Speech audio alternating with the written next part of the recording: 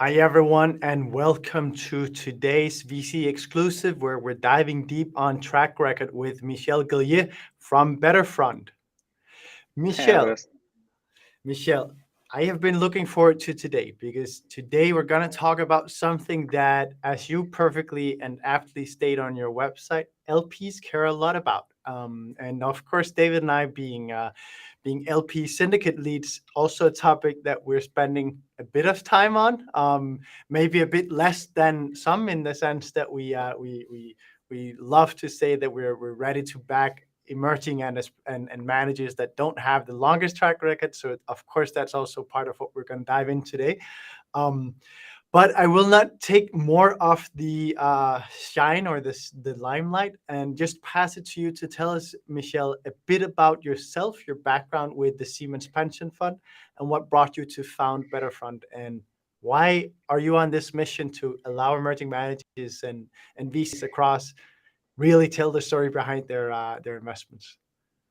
of course, Andreas. Hi, David. Hi. Really good to be doing this with you, and I'm really excited about the topic of today because I think it is one asset that is really underutilized. If there's something that people don't improve enough, is really the track record, and at the same time, it has so much impact. So I'm really excited to be doing this with you today.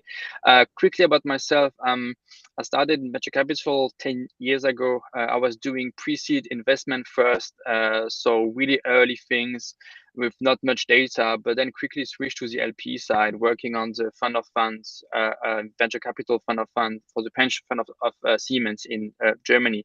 And here was the opposite. We had a lot of data, and everything was done on Excel. So it really made my job very difficult. Take longer than what I would like to go from data to insight to go to an investment committee as fast as we can. And so 2019 co-founded Betterfront with two other software engineers, and today we work with GPs. We help them fundraise using data and a software experience that really help them stand out in the sea of GPs that are fundraising out there.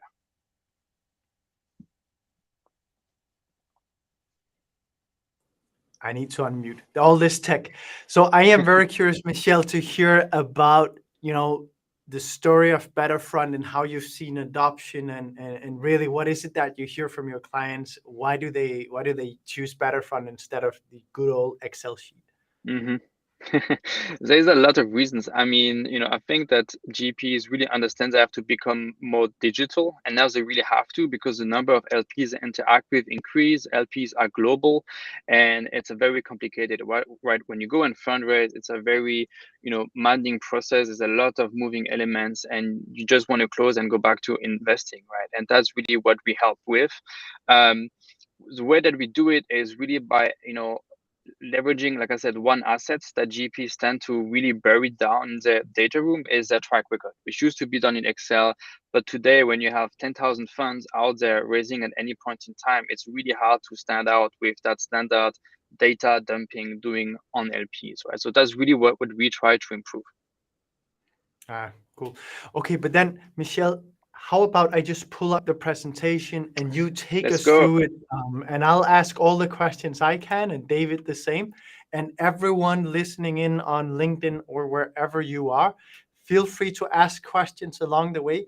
There is a slight delay, so don't worry if we don't pick it up right away. It's also that we are actually talking 30 seconds or so ahead of ahead of what you're seeing.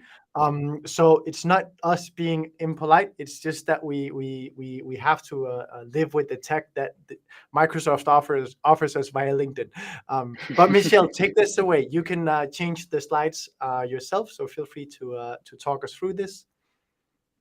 All right, can you go to next slide? I think. I can. Yeah, here we go. Super. I mean, really, if you today ask LPs what do they care about, what do they do when they do their due diligence, right? What 90% of them will do or will say is track record is number one, right? Most of the LP will come and say we look at different things as it makes sense, but track record is really the strongest element, right? And there's a really good reason for that, and I think Andreas. Right now, I have an issue going to the next slide. I don't see the over button. Yeah, here we go. Let's just do it that way. And if you really try to understand why, I really like that very simple chart. It is already 3 years old, but it hasn't changed much. And so the reason for that is LPs really, must select the best GPs, because if you look at the difference, as a delta between the worst and the best, the bottom and the top quartile in different asset classes. In global equities, there's not much difference. If you go to private market, there is quite a difference. But if you go to venture capital alone, the difference between the bottom is minus 10% and the top is more than 40%. So you really have to be good at selecting the best GP on a global scale. And really the way to do that, the best way possible, is by looking at data, right? So the same way that an equity research analyst would run DCF on companies, LPs must use data, leverage data to really understand, how is one GP and its investment strategy going to be more towards the top or towards the bottom of that range. And exactly. The issue is every GP, being an LP, and I'm sure that you might have seen the same already, is most of GPs unfortunately have the same story. Everybody will come and tell you that their top quartile have proprietary deal flow, whatever that means, that they are different, and of course that they add more value. They have been an operator of some sort, and they can really add expertise. So the issue with this, it might be true, it might not be true. It's very hard to understand when you see 1,000 GPs, to really do your due diligence and understand how a true statement actually true. And there's a quote that I like, if you go on the next slide, which is really about data, and in God we trust, all others must bring data. Really shows that, everything that you say, you really have to back up with data. Otherwise, you're just another statement, and that is not really moves the needle on the LP side. Super. So when we talk about data, I really like to, first to stop to really talk about what are we talking about here? What data are we talking about? And I think there is really three sources of data that give you three different results. The first one is data emerging from fund admin, everything that's related to cash flow, right? You paid in, your distributions, your resulting any NAV, any recycle, all of that really helps you as a GP to bring your TVPI, your DPI, your IRR, in a quarterly report or in an audited annual statement to really your LPs. And that's something that kind of everybody should have, but very often is done either by finance team or by the admin. And then the next step is also something that is quite clear most of the time. It's a bit more cumbersome to collect it, but it's really portfolio companies data. Everything that show how the company is developing on an MRR or ARR level, how much cash in the bank, and really any KPIs proper to the company as well, and then translate that into that's how it looked when we enter the business, and that's where it is today, right? So really show an evolution of the business, and very often the difference that LP wants to see is between the point that you enter and the point where it is today, and by the way, what we're saying here is true for venture, but also for buyout funds, right? Really understand how was a company they develop between the time you enter and now. And the last one, this one really depends, it's called internal system, but very often, unfortunately, it's still in Excel. It's every data that is, not generated by any of the fund admin or the portfolio companies. So team attribution, who led the team, that's an info, who saw the deal, who runs the due diligence, who is on the board now. All of that data has to be, managed and stored and updated by the GP itself. And she or he needs to have the system in place to really enable all that data and then visualize it. So really, we kind of start by here. It's really about being able to collect data, having a good data hygiene, that then you can act on that data. You can show to LPs that data. Does that make sense to you? Yeah, it does. The problem I always find is that, on the one hand, that you need to present this data, and on the other hand, it's how the fuck do I get to it? Mm-hmm. And you're talking about data hygiene, which I think is also that is drawing us in that direction.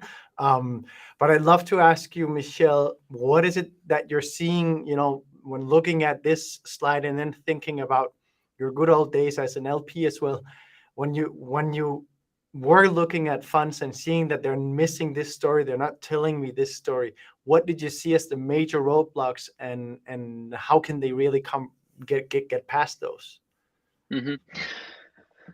I mean, the first thing is we try to understand, whatever we receive, we try to look, okay, how did you get that data in the first place, and what operation do you have in place to continue to get us data? Because one thing that is maybe not so much so well understood is whatever you provide us during the fundraising, we're going to take this as an LP as a way for you to report with us, right? So if during the fundraising you don't give us good data or enough data, how we start going to be for the next 10 to 12 years? Are your report going to be super short? If you're going to ask questions, and some GPs are like that. I used to be on calls with CFO at firms that would not explain the basis of some valuation, just explain you what a valuation is. And so, and you can only make one first good impression, and that usually is during the fundraising and every meeting after that. So you really have from day one deliver clean data, understandable data, not everything. It's not, for example, on the venture side, cash flow are not something that everybody needs to have. Buyout is different, but on venture, it's more important maybe to have data on portfolio companies and internal system. Then we believe that if you have a fund admin and it's audited, that DPI, TVPI are 50% there. Maybe we need to recalculate in some cases, but otherwise, it's really more interesting to work on a deal by deal level. Yeah, and I'm a bit curious here, Michel, to say there's difference in fund sizes, and obviously the bigger you get, the more sophisticated typically Hmm. your data will also get, both because deal sizes increase, and thus also the underlying assets become more data rich. Hmm. But do you kind of see, how do you advise your clients on how to mitigate the fact that if you're a 20 million solo GP, you're not sitting there all day long thinking about how do I make a cool report about this portfolio company. That's a really good point. Like, I mean, we talk with firms that are on their sixth or seventh fund and still run on Excel. So now, does it work? Yes. Is it the most efficient thing? Maybe not, right? Especially since you have venture, you want to invest in innovation, and heavy operations still run on Excel, which you can easily make a mistake. And so, but now if you're an emerging GPs raising fund one or even fund two, very often two setups are more or less okay, right? You can have your first fund on, let's say, Excel. You want to collect portfolio companies' data. You don't have to implement a very expensive system during the first fund. I believe very often you can do a Google form that fill in an Excel, a Google sheet, right? And that will do 60% of the job at €5 a month, right? So that's really not as I think that kind of makes sense. At the same time, it's also, you don't want to force founders to have 25 reporting system and just a Google sheet every quarter. It really does the job quite well. But as you grow, as you add fund one, fund two, you have more people on the team, you have more LPs, you different type of LPs, that where complexity gets in. And that's really, things like Betterfront come in place, and we really try to have on different points. Yeah. When I Because I remember my VC days as well, calling up founders saying, "Could you please report on XYZ?" That's not the best situation to Yeah. be in always. Uh, It's just 10 minutes, please, yeah, exactly. Yeah, and they'll say it was last Friday as well, man. um, so I'd love to ask you better front and how to ensure that this is as seamless as possible, both for the VCs, but also Mhm. because VCs care about their founders, right? Also about Yeah. the founders. We have seen, when we decide to work with a GP on the fundraising, for us, we really focus on that use case, meaning we are going to tell a story to the LP. For that, we need data. And, the better the data is. I mean, data hygiene in the end is, if you have it, our onboarding is like super fast, but we have worked with firms which didn't have two system in place. And then it's really an issue, not only to work with software providers, but to do anything, just to calculate an IR or to do things like this. So the sooner you implement to systems, they don't have to be very heavy, but you need to be able to track the data, right? Very early on. Then for us, it's really focusing on the storytelling. So we will not need to do your capital account or to do the capital call and distribution, all those things. We really leave it to the fund admin who are doing already a good job. So we really focus on that fundraising and that storytelling exercise. Yeah. And then I have another question, and we will dive in to see how the Betterfront system also works and how you tell that narrative. Um, but I'd like to ask you, how do you see Betterfront in the VC tech stack? Does it substitute some of the good old systems that everyone has, or is it more of a complement? I'd love to hear. Yeah, I think if you look at the tech stack of a VC, I mean, a VC or even a private equity and asset management firm has kind of two jobs: make deal and raise and return LP's capital, right? It's kind of the two things that they have to do.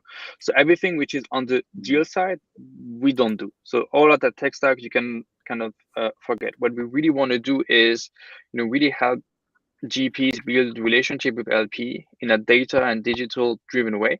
Um, and what we have seen today, really, again, we're tackling the fundraising issue, which today is I want to fundraise, I want to talk to fund of funds, I want to talk to institutional investors that don't have time and their attention is really going down. So how do I get them to even get started to do work, and it was already my case back in the day as an LP, and that just gotten worse over the past years because there's just so much funds out there, so much opportunity for any LPs to look at.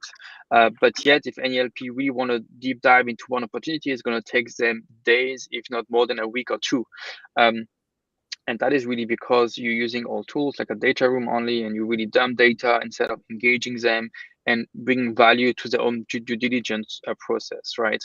And that's really how we try to help that. It delivers a lot of value to the GP, but in the end, the LP benefits also because the due diligence are much easier, faster, and in the end, the conversation also between GP and LPs really help because or is elevated because GPs come with data.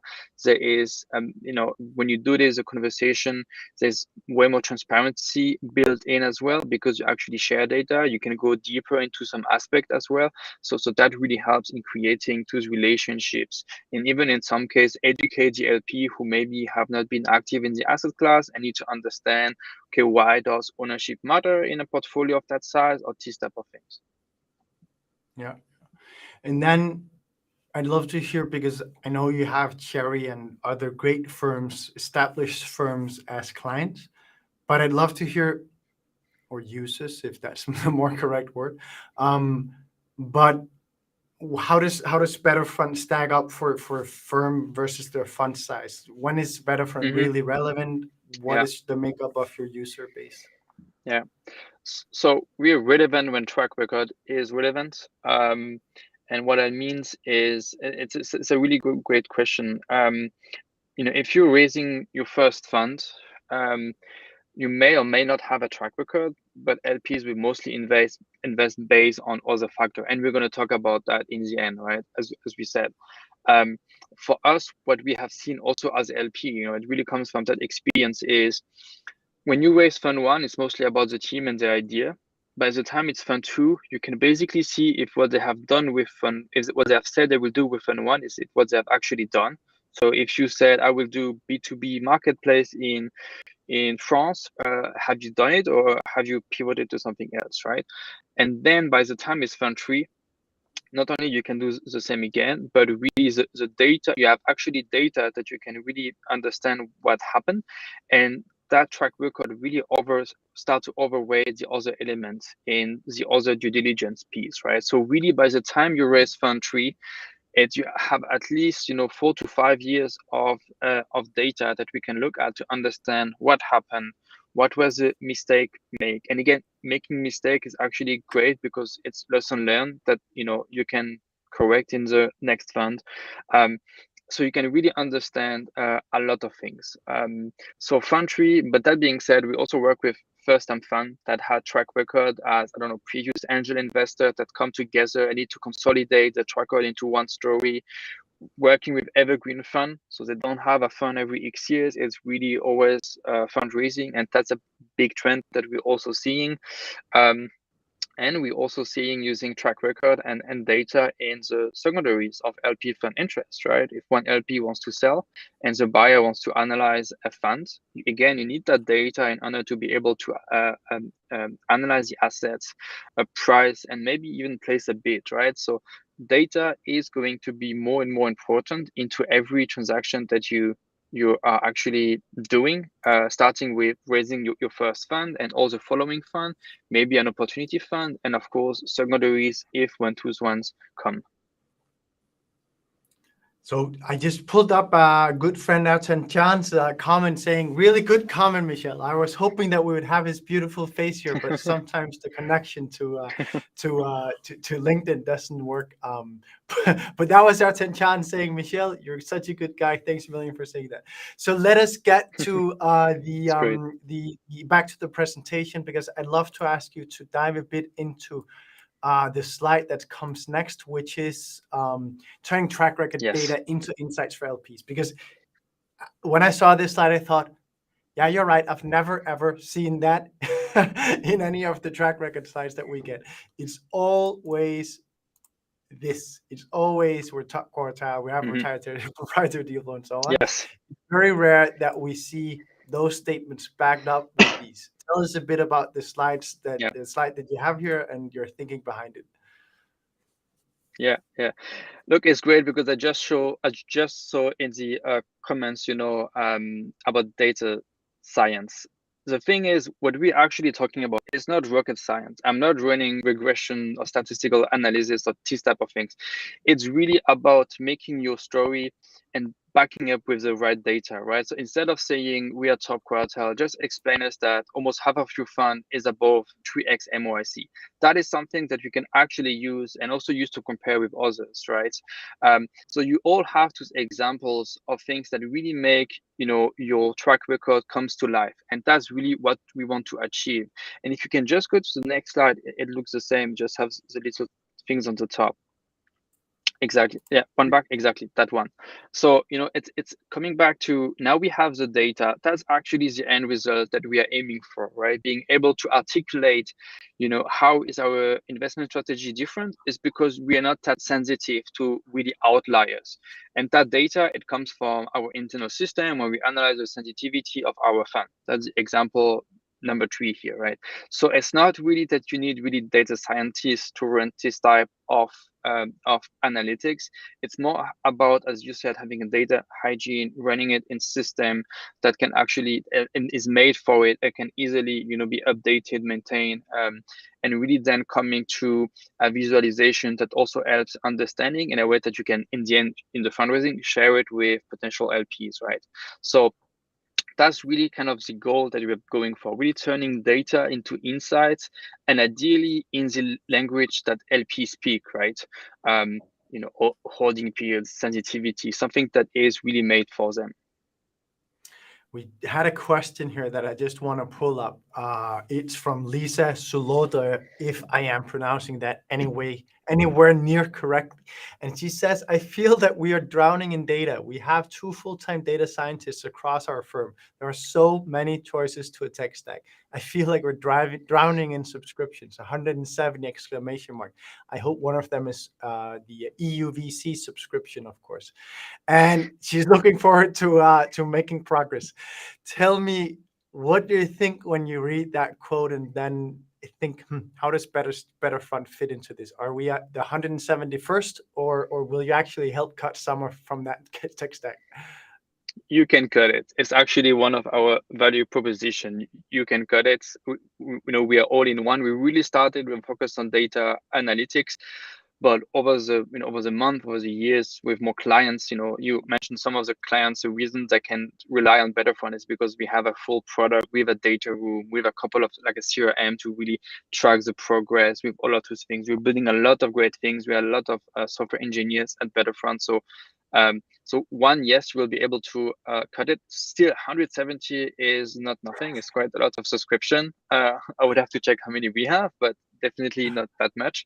And yeah, I would love to know what the data scientists do. In my experience as LP, very often the data scientist team is used on the, let's say, business side, meaning having to look at deals as signal, really doing that deal flow thing.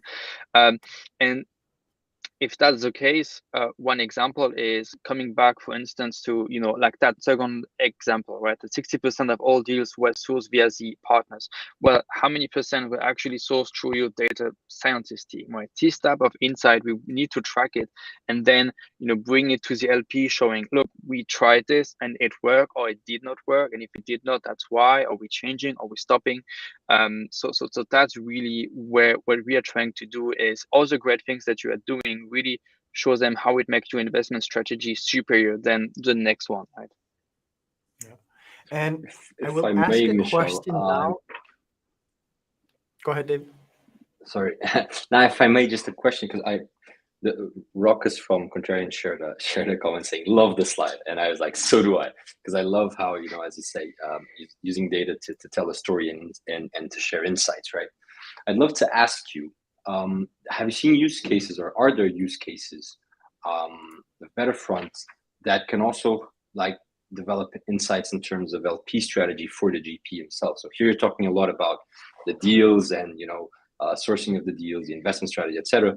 But there's also a lot of strategy behind thinking about your LP base. And is that something that you also already have embedded in the products? Are you going to embed it? How are you thinking about that? Yes, these are comments that we receive a couple of times early on. So we really made the product in a way that it also fits that, which is that not everybody needs the same level of insights.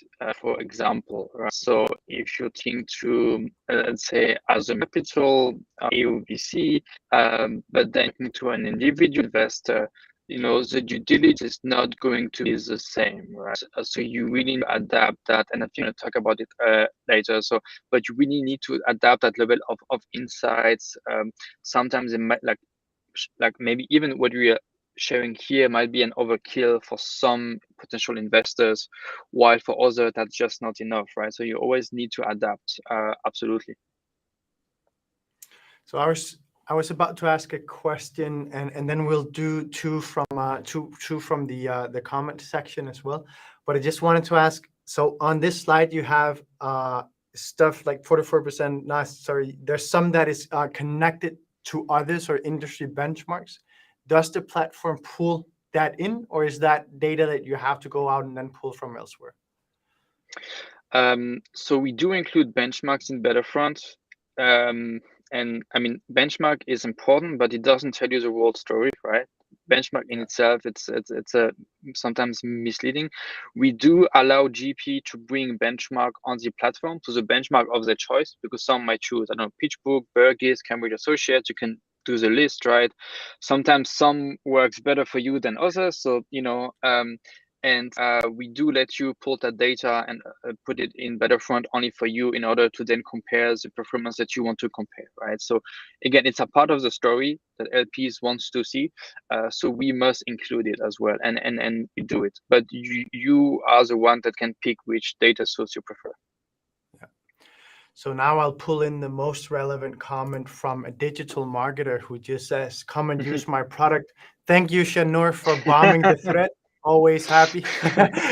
Then let's go to the next one and see what Sebastian Grice says here. How do you communicate your track record when you worked as an associate and deal execution was with the partners, but now you're starting your own VC fund? Can you still leverage data? And sorry for anyone who asked the question before. I will pick it. I just hit a new quick one to get us away from the marketing message. Yes, Sebastian, hi. Former colleague of mine, actually. It's a question we have been asked a lot of time, and it's something that's happening more and more, and will only continue to happen as some principal associate leaves their firm, spin out, and then you have a problem, because in venture capital, even private equity, your CV is actually your track record. What deals you have done that you can talk about. And I just had the case again, I think it was yesterday, where actually there was a spin out, but again, they don't have the data of the previous firm. The previous firm will not share that data. Sometimes they are not allowed to. And that's really where the issue is, right? You worked here, you want to set up your own thing, you need the data to show LPs, but you don't have the right to actually share that data, or just some high level estimation actually. And that is a real issue. Yeah, that's exactly what Lisa touches on here. I think when she says, "Isn't that illegal?" Of course, whenever you want to use data from your previous firm, there's there's a few hoops that you need to jump through, and I hope that you're good friends with the partners, because Yes. otherwise it can be a bit difficult. Yeah. So now Sim asks a question. He says, a typical startup has X investors after the A round. Everyone has requesting data via whatever tool they use to track their portfolio performance, and it really does become quite a burden for the startup. Do you see any best practice? And I'll add the question: does Betterfront in any way help solve that? That's a question. We get asked a lot. Yeah, you The say answer is everyone not. just adopt ours, and then we'll have one unifying system. eh, Please help us share word of mouth, and it'll be good. Yes, yes. A lot of companies are actually making that pitch. Just use our tool and everything will be solved. And then even your LP can use it just as magic. Unfortunately, not, right? I mean, a lot of those things ideally can be discussed during the investment phase. You can have thousands of solutions for that. Again, you can share an Excel. The issue here is by the time you do a Series A, you might have investors that use, I don't know, let's say a couple of names, like Carta and Capdesk, which now maybe the same. So you have a lot of different tools. And if you just agree to do it, then you just have to do it as a founder. That's really the unfortunate truth. You just have to pay an employee to actually do it. And then the burden comes on you to actually have your accounting data in order. And again, coming back to data hygiene, there has been some solution which I kind of like, is basically having the GP directly pulling your data from your accounting software. That could actually solve it. The issue is in Germany, like for example, 90% of companies use Datev as the number one. So, and Datev doesn't allow integration, or very rarely, So first hurdle, and then you have to go to, I don't know, Spain, France, UK, and do the same. But the solution would be if someone will directly integrate with accounting software. At the moment, we don't do this. At the moment, we let the GP decide how they want to do this, because we got conflicting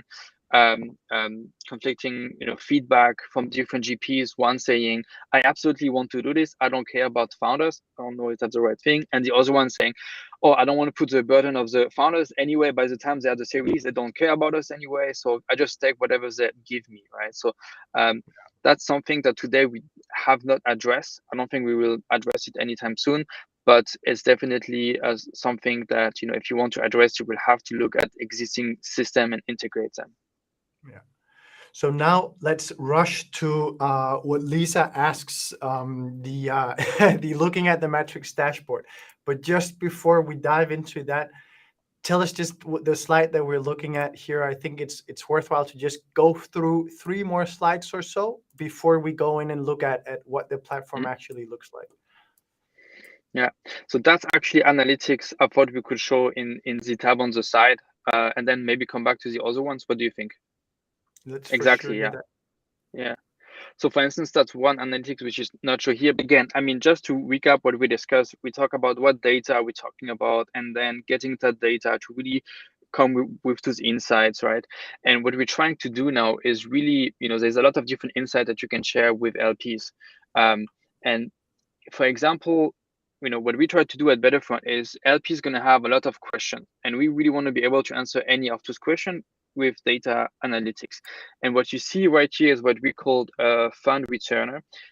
Disclaimer, everything you see is made up. Data are not real, name made are, but everything is made up. So don't think that's a client or whatever. It's not. It's just for the example only. And what here we are seeing is actually, we talk a lot about fund returner in our business, right? How likely is that a company backs the funds? what we decided to do at Betterfront is to bring that point to the next level. So for instance, here we have a fund size of 350 million, and we're looking at each portfolio company and the stake value, right? So we, for instance, invested in Airbnb, and what we invested is now worth 450, so more than the fund size. So it's basically a fund returner. But then if you look at the at the next companies, it's actually not. And if you look at companies number 3, Asana, you can see that today our stake, it's not really at a point where we can say it's a fund returner position.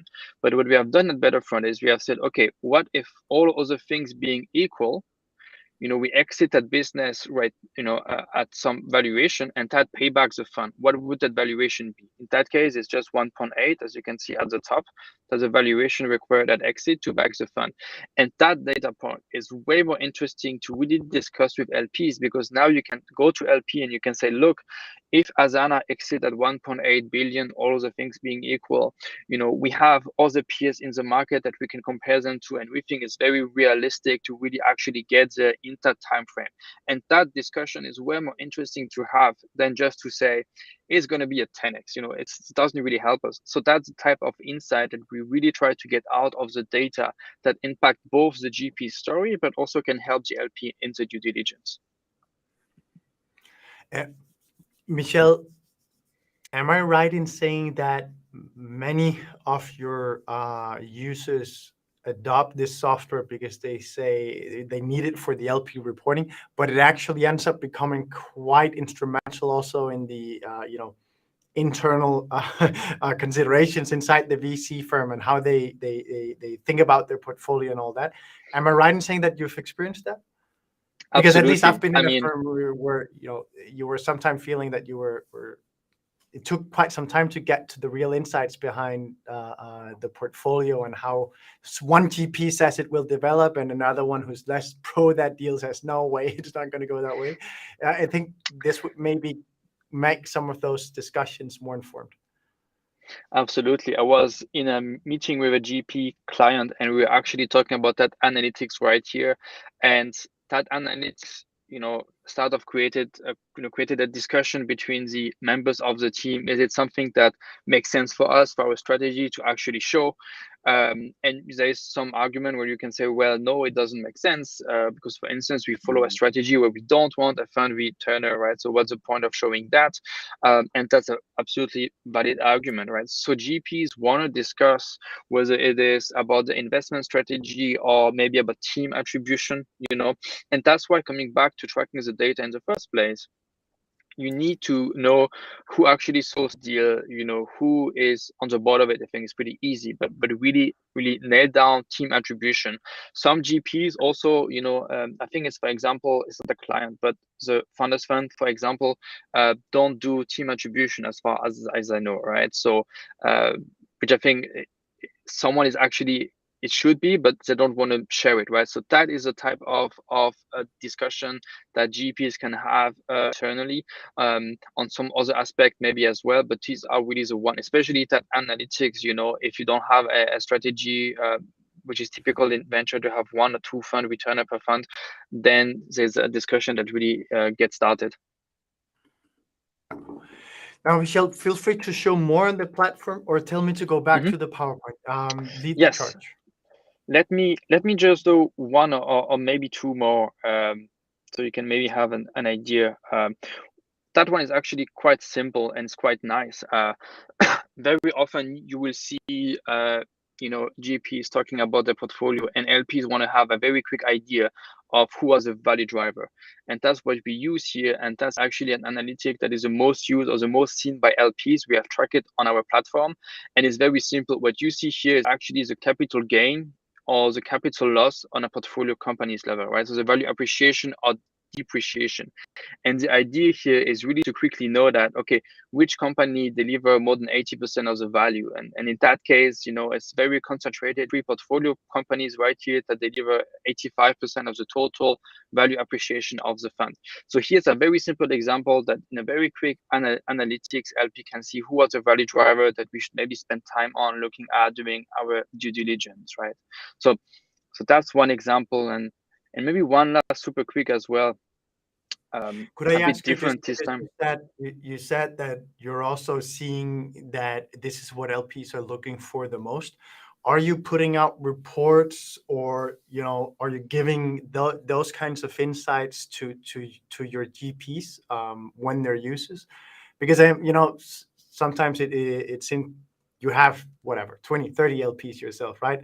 But you maybe don't have any institutionals yet, right? So you're maybe less knowledgeable of what is it that institutionals are really looking for versus the family offices. Are you sharing that kind of insights since you have it on your platform?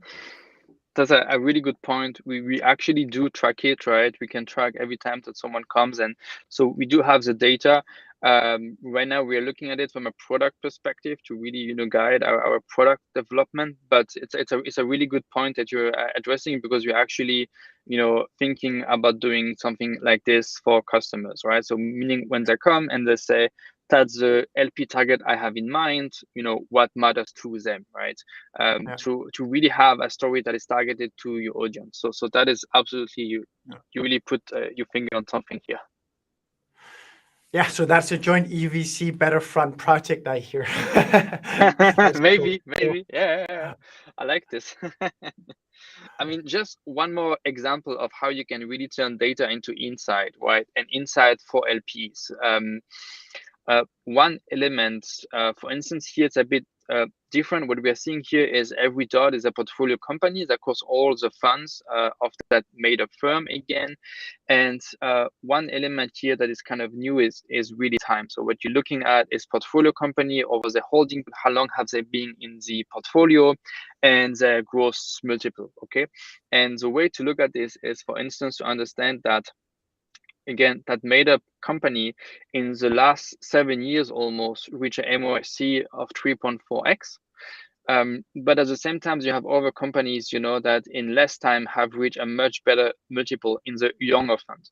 So what we can deduct right here as an LP is that the latest fund, Fund 3, has developed much faster than Fund 1 and even Fund 2 in some cases. And now the question that will come up in discussion, when LP will discuss internally is that due to a market effect? The market, there's been more investment, markup can in sooner, or is this actually based on the fundamental of the business? Are those business really developing much faster? And that's an other point for the due diligence that again can be answered here with analytics or during calls and so on, for the LP to really understand that maybe companies in Fund 3 just had developed their MRR and are way faster than companies in Fund 1, for instance. So you can really come and you can, let's say, have the same view across sectors, right? Which sectors has performed, for instance, the best over time, any shift over time, and really, because once you have the data in, it's so easy to actually slice and dice and understand your own story and then craft that story for the LP, if that makes sense. Yeah.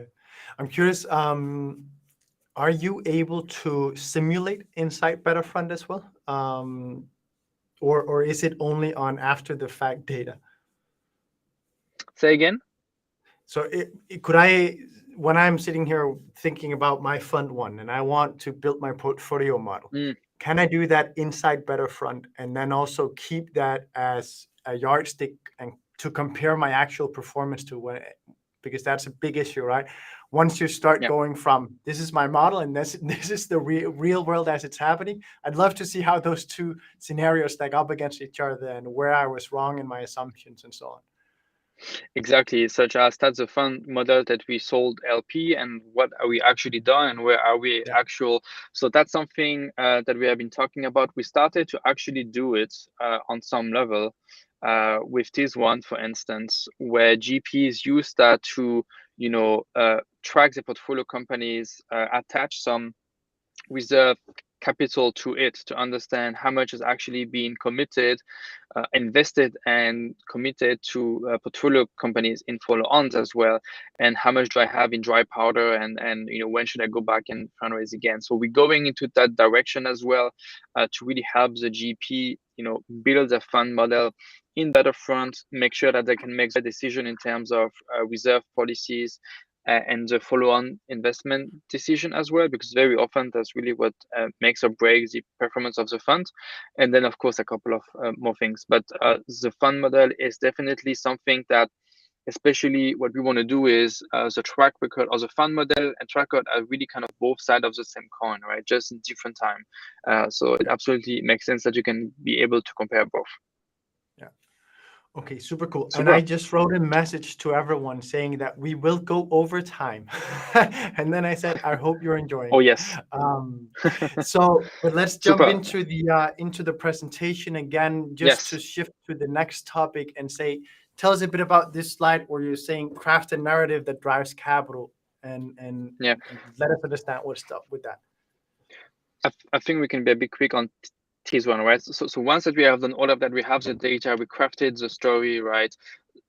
Now what? So, point one is really to have your fund story, understand your own track record. As we said, maybe some people don't think fund returner is critical, or maybe it is, right? So once you've decided on this, the next point really that we see is very critical is to really align that story, that track record story across every element of your fundraising and your own pitch, right?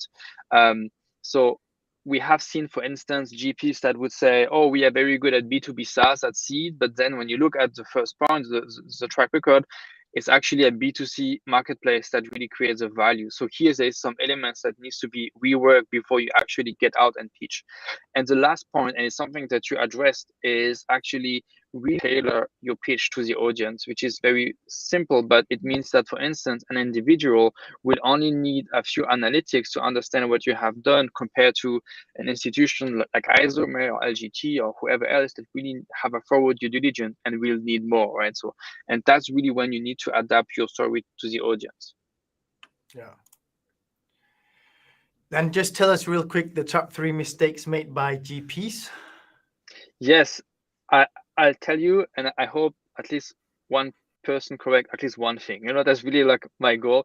The first thing is dirty or wrong data. We talk a lot about data, but that's really the thing that when you just come and show up with bad data, it really doesn't bode well with LP. It's not a good representation, and basically LP will understand that reporting will be on the same level. So that really turned down, or even at worst, we can understand that you have something to hide, and that's why the data is not in a good shape, right? So that is, you definitely don't want that. The second trap is really the top quartile trap, and we talk about that. Everybody is top quartile, right? That's if you're not top quartile, you're making the math wrong. The issue with benchmark is a lot of bias in it. They are not perfect. And again, it doesn't tell me much. If you meet 1,000 GPs and 900 tells you we are top quartile, I mean, what should I do, right? So building a story, looking at portfolio construction, fund returner, all those things that we discuss really makes the picture more complete. And the last point is something we have observed quite a lot is GPs have their own perspective, but LPs have a different one. One example of that is, for instance, GP really want to share a lot of transaction data, but LP might care about this only on some, let's say, value driver, like the top 3 companies that we have seen. Maybe here we can go down on the transaction level, understand every round, for instance. But for the overall portfolio, we have customers that have 600 portfolio companies. I don't know how many transactions that is, but you don't want to share that level of data. You want to show a bird view that LP can dive in, slice and dice. So that would be one example of the adopting the LP perspective. And I will not correct any of them because I think they are very good points for sure. I think maybe on the survivorship bias of top quartile, there's also the point that in Europe we have quite sparse data. So oftentimes you'll find benchmarks that's like 15 funds or something like that for your vintage. Exactly. And then it's like, okay, yeah. So we had a couple of questions. I'll take that before we go to the next one. One I think is worthwhile, and I asked it before, but here are some names placed in it. So if we use Betterfront, does that mean that we're gonna expire Affinity Tactic and Decile Hub? And feel free to name the because I was actually about to ask the question. Tell me which big systems that everyone knows will Betterfront allow you to expire? I can tell you when we talk with customer, very often they switch from solution like on the enterprise side, Intralinks, for instance, that is very expensive, but hasn't really bring new product or value to customer for a long time. And they're looking for something new that really helps them stand out. That's one really big names out there. I know a couple of names could be on the consumer side, on Google Drive or Dropbox or DocSend, these type of things, right? The nice thing with us is, we integrate more than just one tool. You can have a data room with all the features that you actually need. You can track your LP CRM. Affinity, very often we integrate with them more than compete with them because it's used for the deal side that we don't again want to do. And we will not change your fund and setup because fund admin really means accounting and tax and all to service that we don't really wanna do. So we really focus on that segment. I don't know about the other name. Some of them I do, but it's really focused on our customer when they go and fundraise and want to have one tool to do that. And then one question, does this also do multi-currency for cross-border deals, or is it EU focused, only EU deals? Oh, it's for any deals. It's for any deals. It doesn't really matter. We have customer all over the world. So now let's jump to this exciting slide that's Yes. meant to keep everyone in the session. So tell us, how do you compensate for a lack of track record? Yes, so for the people who went overtime with us, thanks a lot. And now here we go, right? So there's a couple of points. Obviously, when you're starting, we see two things. There's first-time investor and first-time fund manager. The fund manager could be people that talk about that really are spinning out and need the data that they maybe have or not. And that's something that you really have to make clear upfront if you can use your data later on or not, right? First time investor, very often it's going to be more difficult because they have no deals at all. They even haven't worked at previous firms, so there is a real lack of track record. Maybe one or two deals, but it's really not enough. And then in that case, what we really have seen that works well is actually to the second step, which is you need to overweight the other part of the USP. You need to really bring something that the other GPs don't have, like a community, right? Something that quite well. We have a community around what we are doing, and that really adds a lot of value. Or for instance, we talk about data science, right? We have built the best tool to actually get signal on the next deal, so on. So something that's really unique to you could be event related, tech related, deal sourcing, geographics. So really something on that thing. The other thing we talk about is fund model, right? You ask me if Betterfront can help with that. I think that you should have if you're a first-time fund or not. But at the same time, the fund model, if you don't have a track record, is something that you cannot not have. You really need to show LP that's the product that you are buying. I put some thought into this. It doesn't.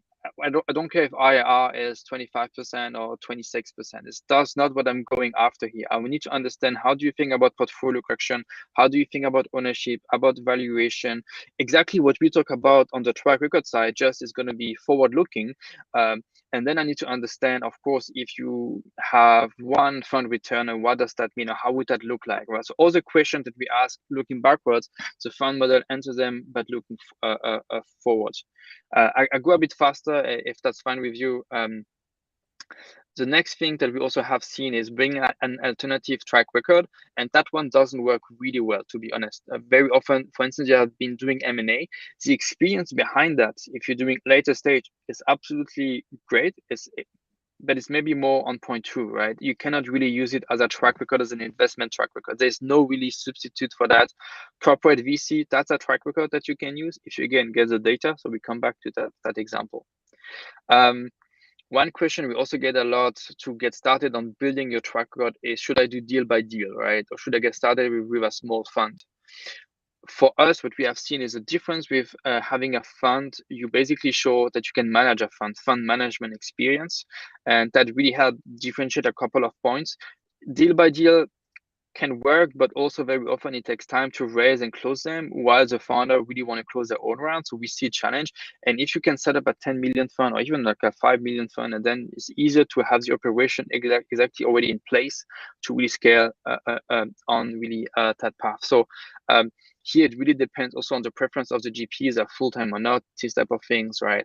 So the last thing, which I think you guys know well, but other people should follow as well, is the venture partner track, right? So if you really want to build a track record in some area and some technology, you really have to join a firm maybe and then join that road. It looks like in the past, like 10 years ago, that was something quite common. Now you have maybe more solo GPs somehow in the space or deal by deal, but that is still a way to really build a track record and get the brand recognition of the firm that you work with and really go from there, right? It's actually a very viable way of building your own track record. I still have some time for questions, do you see? Yeah, no, but we actually only have one that we're missing. So in that sense, I feel quite happy about this. Let's pick the one up from Lisa here. It is, when you have built a massive SPV portfolio to build out a track record, the expectation is that it stops immediately once the first fund closing is completed. How much does a large portfolio of SPVs represent a conflict of interest for the first fund, given future time commitments? That's actually a really, really good question. But it can be also very tricky. Let me give you some thinking time, and then from our side, as an example, we just had a call. Actually, we did a podcast recording with a team that ended up rolling in the entire angel portfolio at cost or whatever they end up agree with the LPs. So that's of course one way to do it. Another is to say that, just as if it's solidly built and you already have, going from fund one to fund two, you still have fund one portfolio companies surviving, hopefully, that you need to take care of. So there is an expectation that there's still work to be done there, and it's okay. So I think as long as it's not, as you say here, massive, then it should be fair. And if it's a very young and fresh portfolio that still requires a lot of work, then it would probably be that you have to roll everything in, or at least the ones that are done the last 2 years or something like that. I think that's a really good answer, to be honest. You can roll the position into the new fund. It might be complex with new LPs coming in, deciding also, as you said, do we get it at cost or not. You can build a warehouse fund, by the way, which is also a good alternative. You just warehouse deals until the first close. It requires some cash as well, but I think it's an easier option from perspective. And just to be honest, otherwise it's just like raising fund X and X plus one, right? You understand that you still have an existing portfolio and you're managing the next one, so you can just say all new activity after SPV come from the fund, right? And if you want to get that upside, you need to join the fund. Otherwise, SPV are done. So I think, and everything is really clear in LPAs by the time LP join. Yeah, exactly. I absolutely agree. Michel, I'll kill this presentation so everyone will remember your beautiful face, beard, and hair. And just say thanks a million. Everyone, if you're subscribed to EU.vc, we will do a wrap-up of this, including the slide deck and the recording. So don't worry about that. We will also, of course, push this out into the ecosystem, so hopefully you'll see it. And if you want to hear more, of course, just reach out to Michel or David and I, and we'll get you hooked up. So thanks a million for joining us, everyone. You are all awesome. Keep on creating a better